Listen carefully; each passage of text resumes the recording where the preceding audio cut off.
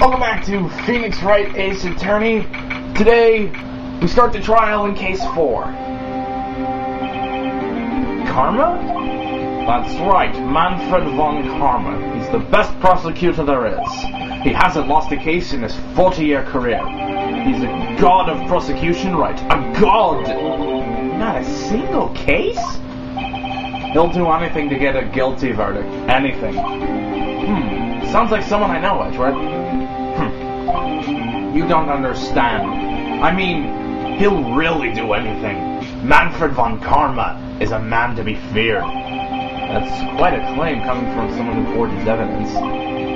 He taught me what it really means to prosecute. What? Just picture a prosecutor as vicious as me, multiplied by a factor of 10. Ugh. So he was your teacher then, Mr. Edward? Something like that. And now he's trying to get you found guilty? What a creep. Oh wait, maybe he's planning on losing on purpose to help you out. Not a chance. He hasn't lost once in 40 years. 40 years! He's as ruthless as me times 20. That's pretty ruthless.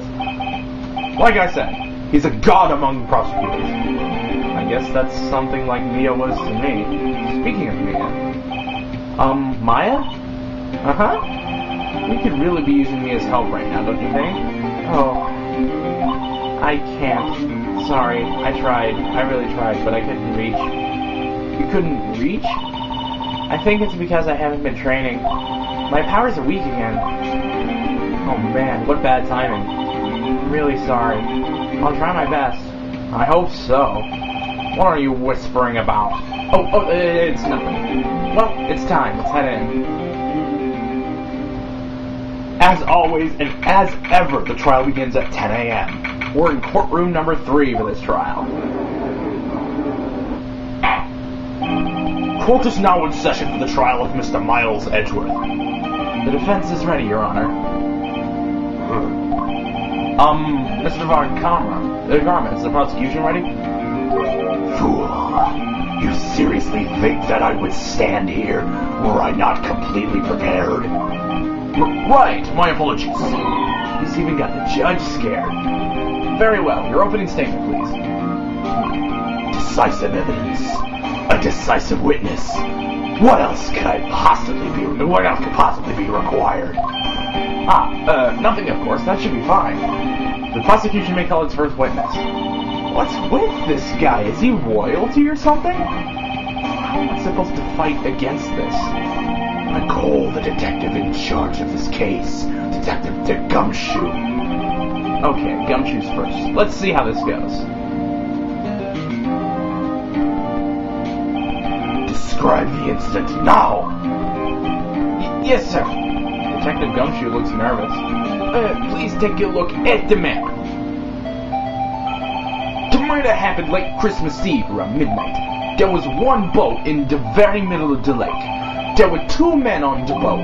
Now, there happened to be a woman camping here on the edge of the lake. At 12:10 a.m. she heard 2 pistol shots.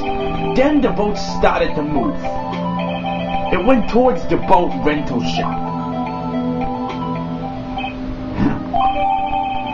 Overhead map added to court record. Testify to the court about your arrest, now! Wait, Mr. Von Karma. Yes?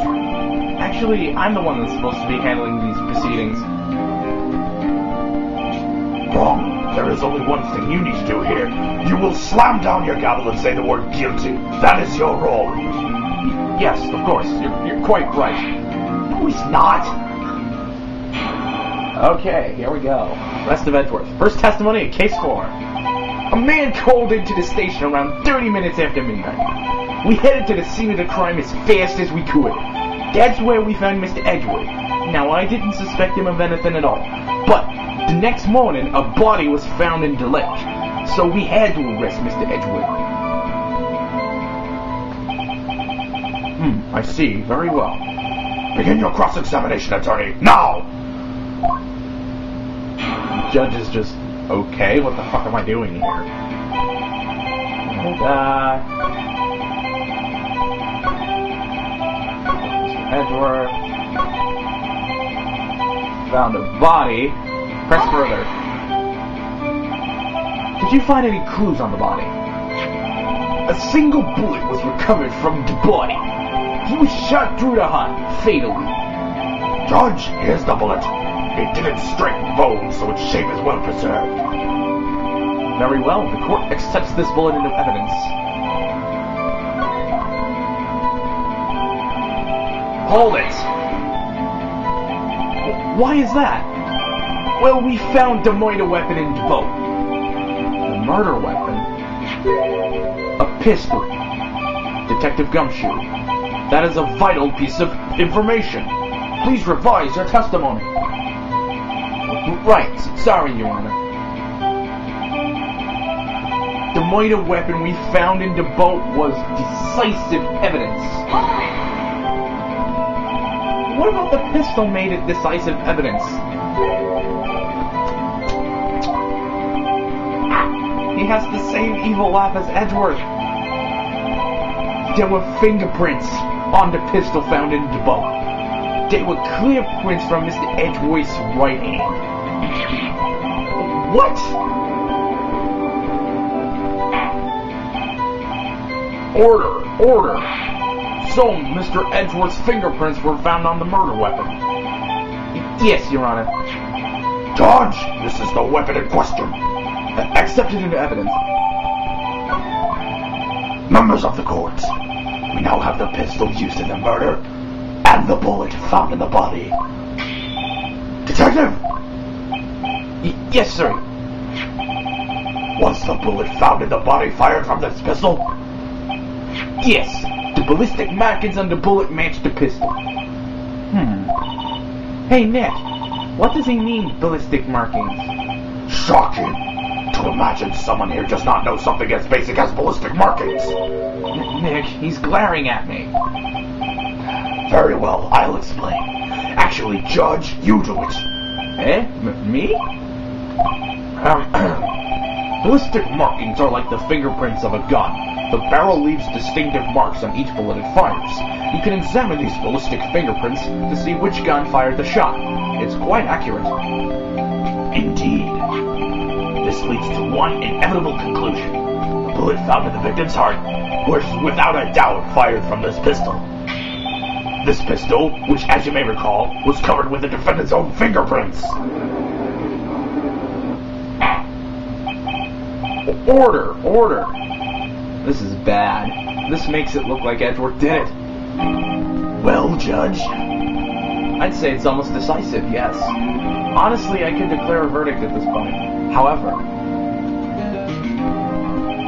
You wish to hear the witness speak, no doubt. Very well. I am somewhat fatigued, and so I will take a brief break. I will call my witness after the recess, which will last 10 minutes. Judge! Yes? What are you doing? A 10-minute recess now! But wait, Just bang your flimsy gavel and get on with it, man! Yes. This court will take a 10-minute recess. Who's running this court anyway? 11:09 a.m. Edgeworth, what's going on here? Your fingerprints were on the murder weapon.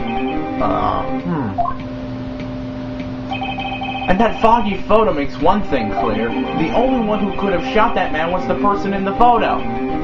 True. Was that you in the boat? Yes, it was me. What? But you must believe me, I didn't shoot him. Then who did? I don't know. You don't know? Weren't you right there? I heard a gunshot from very close by. Then the other man fell from the boat. I can't say why, but I thought at the time he had shot himself. You mean it was a suicide?